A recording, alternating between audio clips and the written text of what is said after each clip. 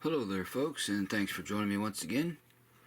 Today's fly I'm going to tie you up a searching nymph pattern that I picked out of my book Flies the Best 1000 once again, and it's simply called the beaver nymph, and it's a pretty easy fly to tie. It's just two ingredients, or three with the rib. It's some light mallard flank for the tail and the legs underneath, and a beaver dubbing for the body, and a fine gold or copper wire rib, and some weight underneath for weight. Pretty simple. And I like bringing you some of these simpler patterns, so thought I'd share this one with you. And it can be tied from a 10 to a 14 on a 9671 hook mustad. So I'm tying this one on a 14, or rather 12 rather, excuse me. So we'll get him out of the vise here, a fresh hook in, and we'll get started. Okay, I'll get another hook in the vise. Now I already have 8 turns of 0.15 lead wire on the hook here. Okay, get that locked down. There we go. And I'm using some gray UTC 70 denier for the thread. Alrighty, so we'll start in front of our thread, or lead rather, first, and make a little dam, and then we're going to wrap back over top of the lead there, and we'll make another little dam behind it. I'll come in and snip off my tag end of thread there. Okay, now I'm just going to go up over top of the lead a couple more times here, just to make sure it's good and secure. Also put a little bit of super glue down before I wrap the lead, so it's not going to go anywhere. That's just another tip there. It'll make it so your lid doesn't turn on you. Alright, so now we're going to come back just about to the barb here, and I'm going to attach the tail, and it's just simply some light colored mallard flank. I should mention the original pattern in the book calls for light partridge, which I don't have at the time, so this here looks pretty much identical to when I compare it to what the partridge in the book, so that's what I'm using for a substitute. Don't be afraid to substitute materials if you don't have what it calls for.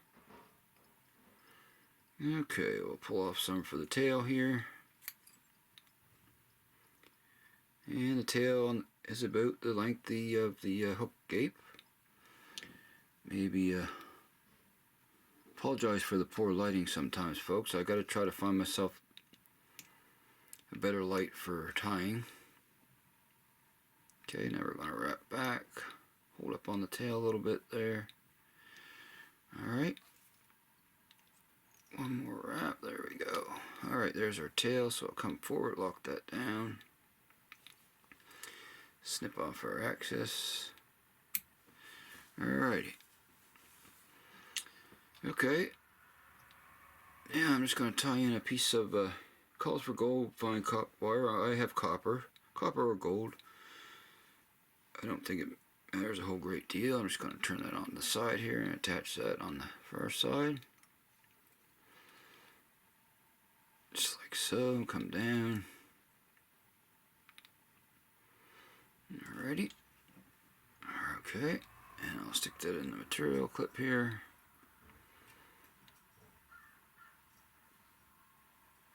It's a little long, so I'm just going to trim that.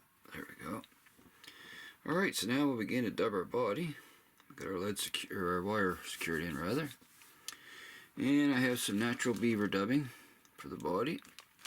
And this dubbing is great because I find you don't have to use any dubbing wax at all. It binds to the thread really nice and tight. But I just usually moisten the thread a little bit with my fingers there, a little bit of moisture on the thread. And we'll begin to dub our noodle. And this fly has a little bit of taper going up. Just keep that in mind. You'll see as we progress here. And we may not get it in one noodle. Sometimes it takes 2 to 3. That's no big deal. It's better to do it that way than try to get it all on in one big gob, because then you can't get it off. It's really bugger to try to get off the thread once you do that. Okay, so I'm going to wrap this noodle and see where it brings us. So first we're going to wrap back a little ways. Okay, to right in front of our tail. Just like so there. Check that, that looks alright. Now we'll come forward. Jump on top of the lid here. Keep wrapping forward. You can see we're starting to get a little taper there now. So we'll get some more dubbing and dub some more on our thread here. Moisten it once again so it sticks really well. Okay.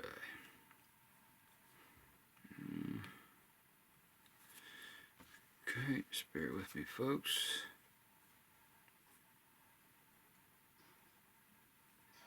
Alrighty. I think this noodle might do it once I get it on here. It's no big rush.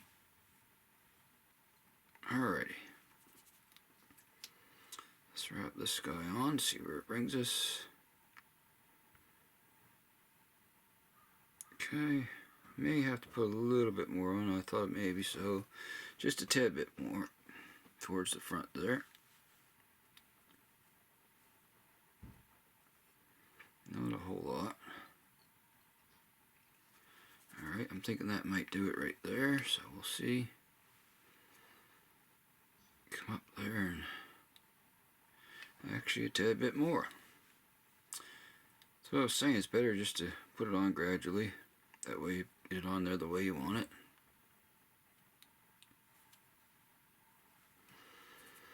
Okay. That's better. Alrighty. Now we'll just wrap forward there. Okay, so there's the body. Now I'm just going to simply take that fine copper wire and counter wrap here. And I'm not counting the wraps, just as long as you get them evenly spaced to make it look good there is fine. Just come up, around, and I'll tie that copper wire off there. Couple wraps behind it. And this real fine wire, what I like to do is wrap forward and then fold it back. It's harder to do on the heavier gauge wires, but this real fine, extra fine, you can do it. That locks that in really well. Helicopter it off. Okay, so there's the rib, and the body and the tail. So all we got left is the legs underneath, and it's the same as the tail. We're just going to take some more of the light mallard fibers here. About twice the amount you put in for the tail. Should be fine. Try to keep those as even as possible. Snip those off the feather. And I'm going to bring those underneath here.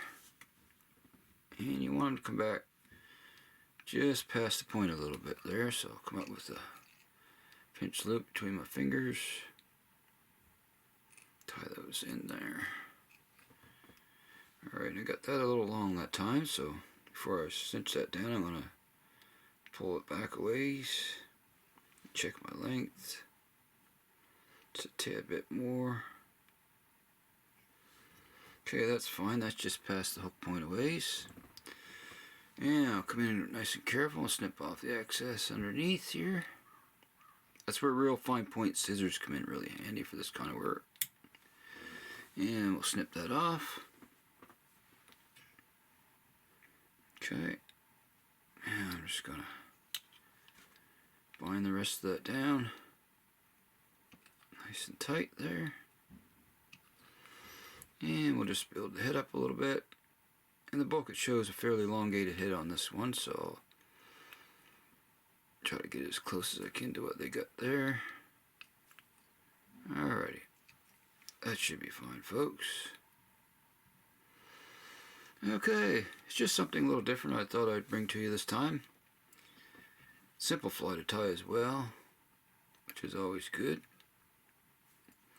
Just going to fix that head up a little bit more there. Alrighty. Now we'll come back, then I'll make my whip finish. Okay. Bring in my whip finisher and do a 4 or 5 turn whip, and it's a done deal. Okay.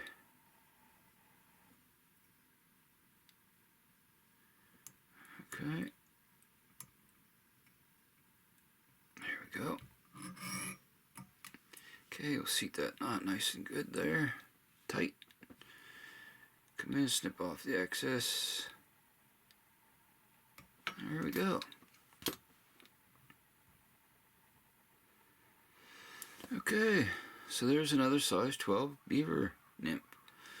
Just a very simple searching nymph pattern. Okay, so last step, I'm going to take a little of my solar res bone dry here. Just cook the thread wraps. Just all the way around here. Alrighty. That should be fine. Grab my curing light here. I'll zap that up. Alrighty. Doesn't take long for that to cure at all. Okay. There we have it. Size 12 beaver nymph. Very simple pattern. So, anyways, like I always say, I hope you enjoyed this tutorial here. And if you haven't seen my videos, you'd like to see more in the future, hit the good old subscribe button there if you wish, and throw in a like too. And if you have any comments, put them down below. I read them each and every time. And if you have any suggestions on a good light, a tying light for the desk, throw that down in the comments, because I want to try to find a good light here for my videos. So if you have any suggestions, put them down below. And I appreciate you all for watching. So until next time, folks, happy tying out there. I shall see you all again soon. And so long for now.